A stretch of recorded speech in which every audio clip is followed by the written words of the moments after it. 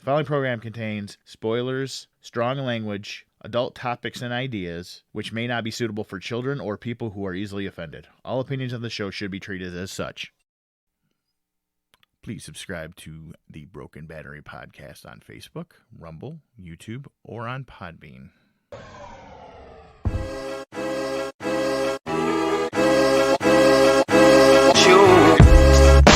Broken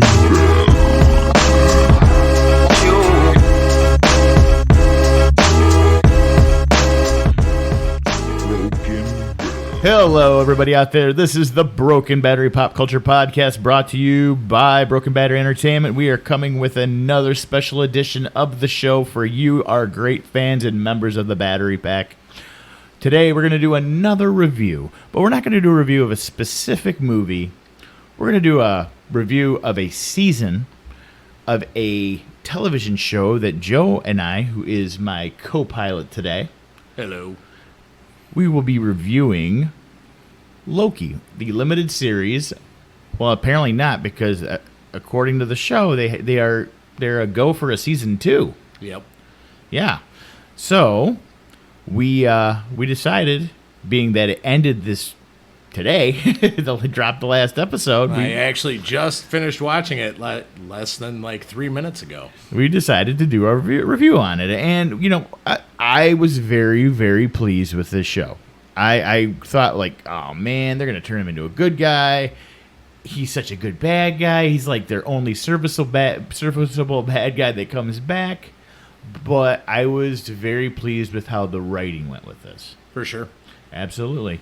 And with our reviews, we usually don't do a spotlight on media, so I'm going to forego that because this is a special drop during the week for the Broken Battery Pop Culture Podcast. But please like and subscribe to the show so we can keep on churning out this content. And if you got some ideas for the show, drop it in the comments section. IM us. You name it. You just reach out to us, and we'll do the best to accommodate whatever you want to hear from. In anything from movies, television, video games, books, you name it. Stuff. Just stuff, but not butt stuff. That's right. DJ butt stuff. DJ butt stuff. So, Joe, we are both fans of comic books. I think we've established that already on the show. I like them a lot. Indeed. And, I always worry about comic book fatigue when it comes to all these movies and shows coming out. And I think the gold standard of the comic book stuff coming out right now, and as much as a huge DC fan I am, Marvel is the gold standard when it comes to creating a shared cinematic universe. Absolutely. And we're not going to review the whole MCU with this show. We're just going to be reviewing Loki. And because this is the first one we're reviewing, out of the shows that got released on Disney Plus. We're gonna make a quick note of the other two shows that already came out. It was WandaVision, which I thought was good. Yep, it's very good. It was a slow burn, but I liked it because it was outside the box of your atypical formulaic thing that Marvel's been doing lately, and it was good. And it filled in some stuff and actually set up future movies for sure. And Falcon and the Winter Soldier was there too. Yeah, but you actually didn't watch that. I did. Yeah, I watched it. Yes, didn't care for it. I watched a couple episodes. I just couldn't get into it. I watched the personal reasons. I watched the WandaVision because my sister-in-law was actually in it. Yes, and the stand-in for Elizabeth Olsen. During filming for the entire thing, even when they were in Georgia and when they went to LA to finish the series up. So yes. So yeah, I just watched it. Me and my whole family loved it. It was awesome when we got to see her on screen. Broken Battery has connections to Hollywood, folks, and maybe we'll get her on the show one day. Yeah, maybe. Maybe. We're hoping. She just moved to California for 6 months, so she's working on something else, but she's not allowed to tell us. Well, I know it's non-disclosure, so maybe 6 months' time, maybe we can talk to her. Yep. Who knew? Let's get to the meat and potatoes of this. We're talking about Loki, the best bad guy in the MCU. Absolutely. Best bad good guy. Best good, yeah, anti-hero. I wouldn't say he's an anti-hero. He's always skirting. I wouldn't say he's anti-hero. You love to hate him. You love to hate him because he's charming and he gets the job done, and you think he dies 100 fucking times, And he does sometimes, but he's always managed to come back. Absolutely. I mean, that's kind of his MO in the comic book, too, though. Absolutely. So, yeah, Loki first appeared in comic books. I mean, obviously, he's based on the Norse mythology. He's god of mischief and fire. And being that he is a literary figure that anybody can use him. Anybody, not just comic books, anybody can use him in their stories because he is a mythology-based character. Yeah, they just can't really copyright that, can they? No, they can't. Even they tried, and I just kind of laughed about it. I'm like, man, you guys are tools. Yeah. And I've been seeing all these young Thor either. No, Thor, none of It just doesn't make sense in the context that anybody else puts it in. Exactly.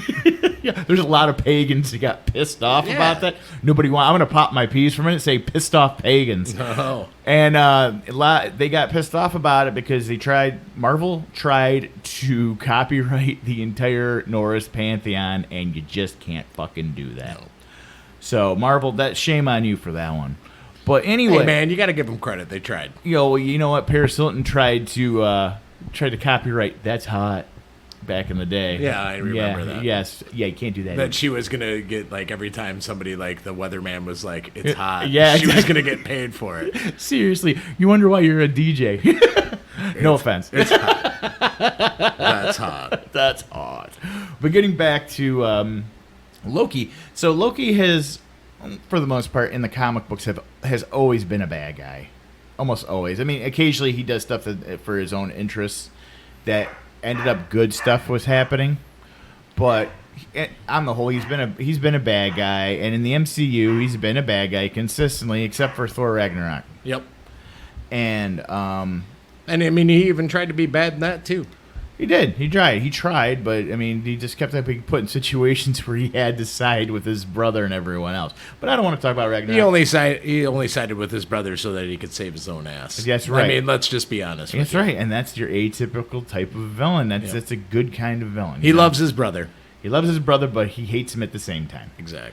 Anyway, so we're gonna go through spoiler alert ahead, okay? Oh, boy. We're entering spoiler waters here, so make sure you wear your ring. If you haven't been doing anything for the last 6 weeks, yes, or you haven't been watching, or you don't own Disney Plus, you can get a bundle out there. But I'm not gonna plug the show; they got enough advertisement. That's right. So Loki opens up actually his story starts for the show in Endgame, Avengers Endgame. The scene from Endgame. The scene for Endgame where he was supposed to have been captured. The Hulk knocks out Iron Man, who drops the Tesseract, a.k.a. the Space Gem. That's right. And Loki picks it up and disappears. He teleports away. Ends up, like some type of African country? Or Chinese? No. It was an Asian country. Mongolia. It was Mongolia. Mongolia. Yep. He ends up in Mongolia, and, he's going to start his glorious purpose of conquest again. But then he gets picked up by these mysterious people that walk out of this portal. Bunch of stormtroopers. They look like stormtroopers. And it turns out they're members of the TVA, which is the Time Variant Authority. Which their job is to maintain the sacred timeline. You've got my interest, because I didn't know much about them in the comic. No. From the comics, so I looked them up, and they got it relatively right. It fits the narrative. So they went forward with the TVA. He gets caught because it's considered a variant, right. Meaning he went off the path that the timeline dictated. Because we all know his ass got his neck broke in Avengers Infinity War, like bad. Right. Yeah. I mean, one of the best parts is I think it was the first or the second episode where they actually just show him how he died. It was the first one, and he was just like, deal with it. Whoa. Yeah, and then you kind of saw it was like that the Grinch Who Stole Christmas moment when he saw his brother crying over his body. Yeah. Like his heart grew 3 sizes at that moment, and he was like, oh wow, I guess you really did care, after I got my neck crushed by Thanos. Right. I mean, in all fairness, though, he did try to take him out. He did. Good for him. Yep. He actually did it. He had a heroic moment. Right. Because I don't know what his game plan was. Because Thanos was surrounded by a bunch of his henchmen. Right. Also, I'm pretty sure they could have given him a run for his money as well. But I digress. Right. So anyway, he sees that shit, and the TVA tells him, "Well, we have a problem. There's a variant, which is, again, a person that went outside of the timeline that they were designated to go down, and they are causing all kinds of problems. It's called what? It's called branching of the timeline. Yeah. And That's how they refer to it. yeah, then you find out that, oh my god, it's a version of Loki, and he keeps on another version of Loki that keeps on avoiding all their stuff. Well, yeah, they tell him that it's him. It's and him. you're all like, oh my god, there's going to be another Tom Hiddleston Running around, which And there's no problem with that. Right. The guy is charming. Yeah, and you think that there's going to be another one. You go on. I believe the second episode is when you find out in fact the other Lokis are not Lokis. They can be different types of Lokis. Yes. And different genders, which was very, very interesting. Which I thought, yeah, that was very interesting. And, them being a different gender, wouldn't that automatically have just had a prune in the first place? Sure. Well, Yes. I mean, that's why she was where she was and what she was doing. Yeah, that's why they grabbed her. Right. And, yeah, so anyway, the female Loki showed up. He figures out how she's been avoiding the TVA the entire time. Correct. Because he's basically the same person. Right. And they go to apprehend said Loki. And it's this hot chick. It's this hot blonde chick. And, I honestly thought who they're going to go forward with? Amora the Enchantress from the Thor comics. I thought they were going to, work that into the storyline. Amora is simply another variation of Loki. And I'm like, well, that could actually work. Sure. But no. But no, they didn't. That'd be too easy and make too much sense. But, so they go like that, and she tries to stop her, and Owen Wilson is being trying to help, and as well trying to stop. And you find out that this Loki has different powers, like they can control people's minds. I think they all have the same. They all have the same power. It was just a matter of which one that they developed differently. Right. Good point, Joe. Very good point. And so they fight.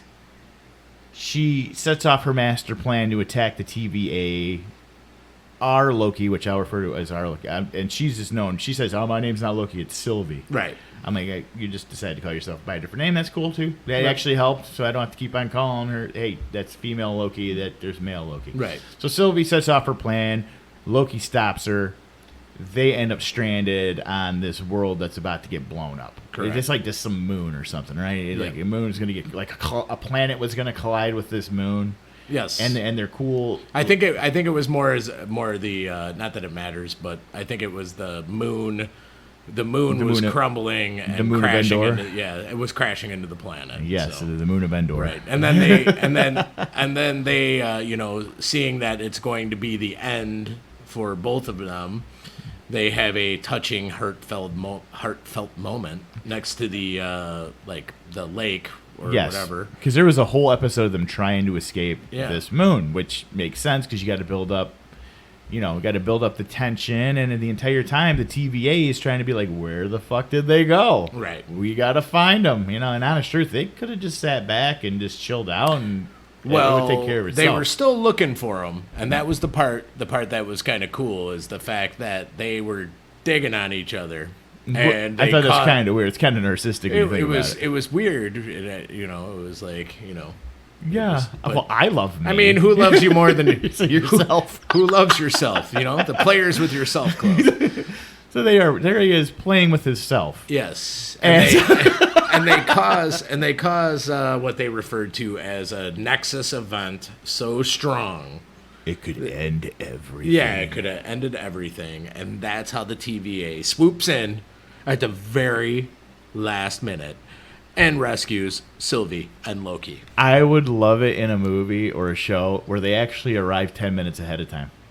Oh, Kind of you ever see that movie Galaxy Quest? yes. Where they get there and they got to defuse the bomb, but there's 30 seconds left and they can't do nothing. Like, we don't get it. And then they manage to defuse it 2 seconds later. Like, are you kidding me? That's how it's supposed to happen. Right. By the way, that's a quick shout out. I'll actually do a quick spotlight. Watch Galaxy Quest. It's a good movie. One of the all-time best comedies. If you want to spoof some Star Trek. Tony Shalhoub. Tony Shalhoub, Monk himself. Yep, he's good in that. Of 13 Ghosts fame. Tim Allen. Tim Allen and Sigourney Weaver. Sigourney Weaver.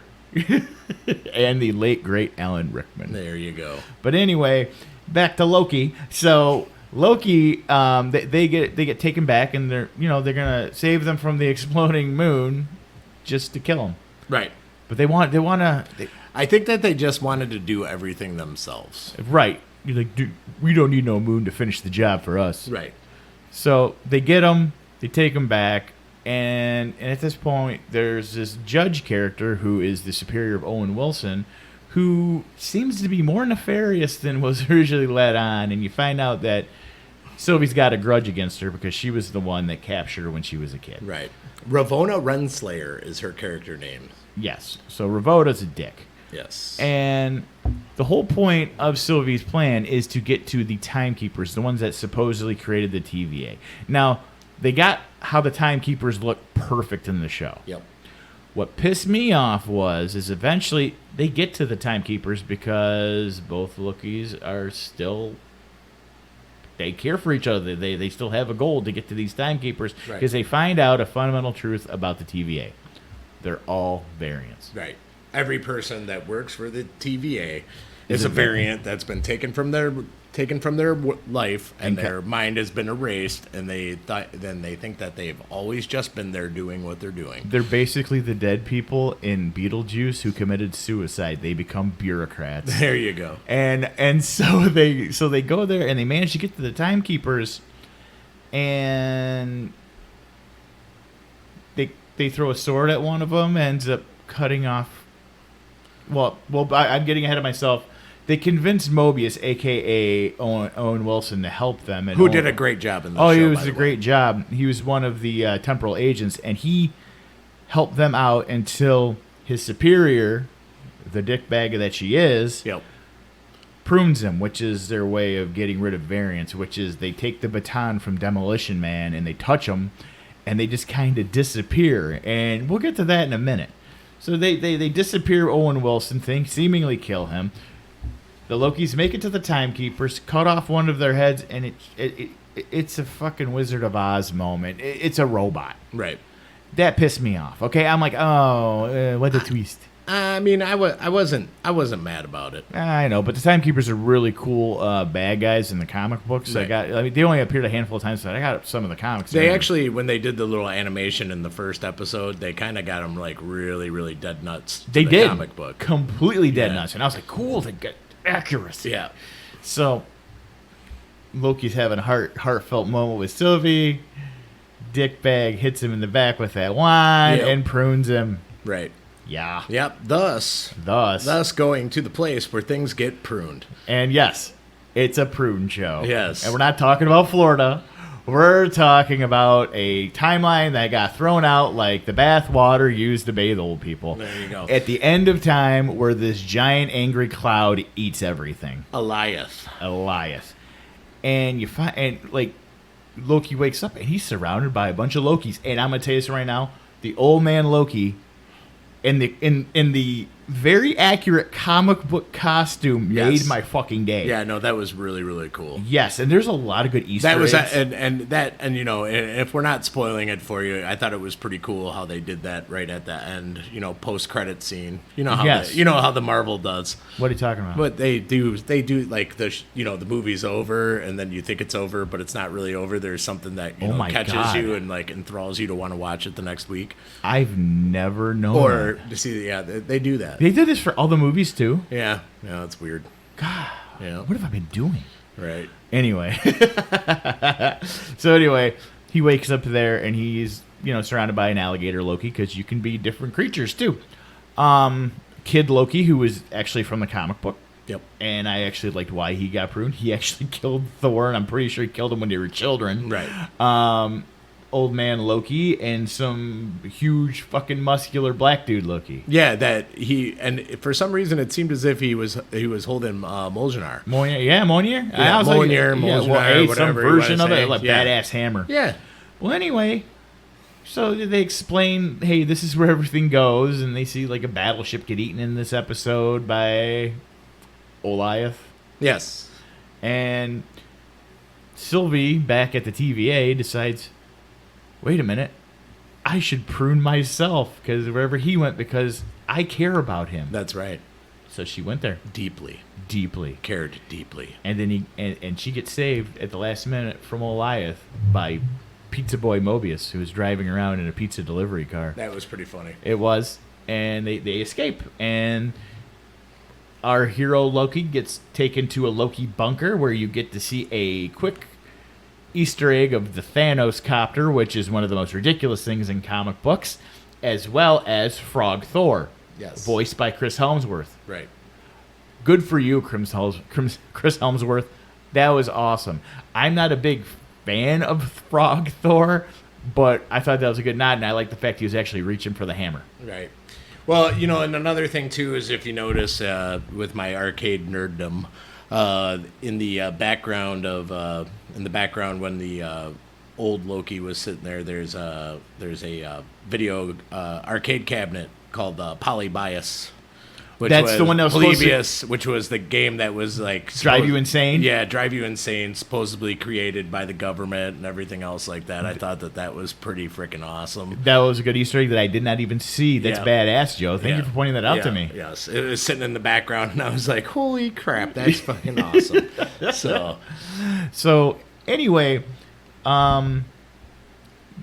she gets rescued by Mobius, and other Lokis arrive at the bunker, and you realize there's political intrigue like Game of Thrones amongst these Lokis, that they want an army of Lokis, and a fight breaks out, and old man Loki and kid Loki escape with the crocodile, and our current Loki he kind of just danced around everybody and just kind of skirted out of the whole situation. Absolutely. Which was pretty sweet. I would too. Yeah, they weren't even concerned about him. Nope, I wouldn't be either. So anyway, they get away, and he comes up with the conclusion that he's going to get past that cloud and find out what's on the end, because he makes the deduction that whoever's pulling the strings, because the time keepers are robots, that he's going to go check it out. So, and at that time, he encounters Mobius and Sylvie before they do anything. Right. And so Sylvie's like, I'm in. They give Mobius their cool little, what are those called? Those time travel devices. They're just... Oh, crap. What were they called? I'm going to call them time pads. Yeah, time pads. Just time pad. And he's going to go back to the TVA and, I don't know, settle a score, whatever. I thought it was something cool. And the other Lokis are like, fuck this. You can die if you want. We're not getting involved. Right. But that's not true. Right. So they get the idea that she's going to enchant this cloud, because she touched it before and she was escaping, and she realizes it has memories. So she can entice it to get past it. So they do that. They're going to fail. Old man Loki shows up. And this is the Loki I imagine that is from the actual comic books, because he was doing badass things like creating entire illusions of Asgard and shit like that. He just seemed nuts. And the guy really had screen presence. Oh, yeah, for sure. When he was like laughing and goes, glorious purpose, dude, Right. I got chills. He did a great job. They were referring to him as classic Loki. Classic. Yes, in the credits Clokey. by Richard E. Grant. Richard E. Grant. Well done. Well done. Yeah, no, he did a great job. So, classic Loki apparently dies. Yes. I'm never going to count a Loki out now. No.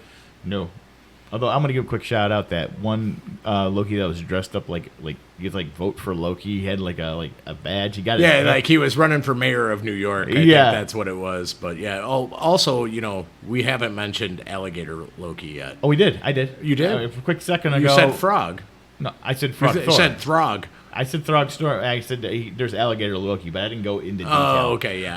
I thought Alligator Loki was great because he just kept up on jumping up and biting people's hands. Yeah, then he also bit that one, the Mayor Loki's hand off. Right. But anyway, they get there. They charm the cloud after classic Loki dies, supposedly, and they see a citadel. Right. So they realize we're pulling back the curtain on this shit, and we're gonna go see. Right. So they go there. Start episode 6. The final episode. Right. They go there, and they encounter he who was left behind. Yes. And he who remains. He who remains. That's what it was. Yeah. Sorry. He who remains, and he seems a bit off, right? And he they try to hit him and kill him. They can't land a hit. He keeps on blinking in and out, and finally he listens to them because he realizes it's futile. Right. while at the TVA, Mobius goes back and really doesn't do anything. He just kind of has a little exposition between him and Dickbag. Right. And Dickbag was all for the TVA. Then she's like, I'm going to go out and look for free will, which makes no fucking sense, and I don't know what you mean by this. Right. So, whatever. That's the end of her part in the show. Less said, the better, whatever. Yeah. Anyway, they're in the Citadel, and, well, Joe... What was my original thing as soon as I saw the guy? What did I say? This is Kang. Yep. Okay, so people who do not know, for normies out there, who do not know comic books, they only know the MCU, Kang is a great bad guy. He just keeps showing up. He keeps showing up. He is a time traveler from the 31st century. He's like the first person that truly mastered time travel. Right. He's known affectionately as Kang the Conqueror. Correct.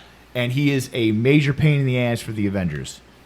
Like the original Avengers. Like, solid Avengers. Right. So they go there, and he's not acting very Kang-like. I mean, he's wearing Kang's colors, but he's also wearing the colors of another character who Kang eventually turns into and isn't really a bad guy. It's called Immortus. So my best guess is he was playing the character of Immortus, and Immortus was explaining the TVA. Now, the whole point of the TVA, we left this out, is to make sure that deviations in the timeline don't happen. Well, Kang... Might be Kang explains that there was tons of variations of himself that all went to war with each other that caused a multiversal war, and it was awful, and he managed to weaponize that cloud and and make it like take over all the matter that gets pruned and all that stuff. Right. So he had his old bad guy monologue at the end where he tells them everything that they're doing. And then, But he was charming. Yeah, no, he was good. Yes. He was super charming, and he explains why the sacred timeline is the way it is and why there's no alternate realities. Like you look at DC, there's tons of alternate Earths. He goes, well, quite frankly, there's people like me out there, and I'm the nicest one out of them. That's right. And they will come and fuck your shit up. That's right. That's what he exactly said. So that's what leads me to him being Immortus. Right. So, yeah, I think this is a dead giveaway that Kang is coming. Kang the Conqueror is on his way to the Marvel Cinematic Universe, and hopefully they do the Thanos job on him and not shit like Taskmaster, not shit like Ultron, not shit like every other bad guy except for Loki and Thanos. Well, I mean, if they go by the right thing, he should be completely played by Jonathan Majors, who was cast as He Who Remains. Yes, exactly, because it's all variations, or not. Or not, because variations can be different. He said that they all looked like him. Remember, he did. In the episode, he was all like, "Hey, man, how's it going?" Oh, yeah, it's like some kind of big circle jerk. Like, I like your nose. Yeah, right. Nice abs. Yeah. Well, anyway, but I do want to tell you something right now that Marvel has really made, this episode was probably the least CGI of anything that they've done in this whole series, even with Falcon and Winter Soldier. I mean, they seriously made an episode almost entirely of people sitting at a desk and talking, and they made it interesting. It was good. It was like classic Doctor Who. Yeah, look at like the exposition. I mean, full disclosure, the fact that I actually thought that it was going to be Doctor Doom. Because the castle kind of looked like something like a Doctor Doom. Castle Doom? Yeah, it did. I kind of had a feeling. When I looked at it, I saw Limbo. Oh, okay. Yeah, I saw Limbo, but I can understand where you're coming from with Doctor Doom, because I know Doom's coming too. Right. But with Sylvie and Loki there, Sylvie still wants to kill his ass, and Loki, after all these explanations, is not quite sure, because might be Kang explains, this is how it's going to go. There's a couple of options here because I know everything up to a couple of seconds ago. Right. Either, you kill me and you're going to deal with an infinite number of me. Right. Or you can take over my job. And he can go about his business. And he can go about his business. And that means that they're going to be doing the shit he was doing, murdering innocent timelines of people. Or, they can just not do anything. But he said, if you kill me, I'm going to get reincarnated, and I'll see you soon. Right. Which is kind of threatening. Right. But at that point, you kind of realize that he's kind of out of his fucking gourd. Sure. This is crazy as Immortus. Right. So, for reasons happening, Sylvie, being the strong female character that she is, Right. tricks Loki and knocks him through a time portal back to the TVA, and she straight up murders Might Be Kang. Right. And you see all this beautiful light that depicts the timeline branching off into like a dozen branches and even more, and like Loki's freaking out back at the TVA. Right. When he's not freaking out until he gets back there. They see they're all panicking, and then he runs into, I think it was Mobius. Mobius, and then Hunter B-15. Yeah. And they run in there, and they're just like, he's acting like he knows who they are. They have no idea who he is. Yes. And they're doing that. So Yeah, you're an analyst. He's like, and he He's did like- a really good confused face. yeah, he did. And then basically they end scene credits.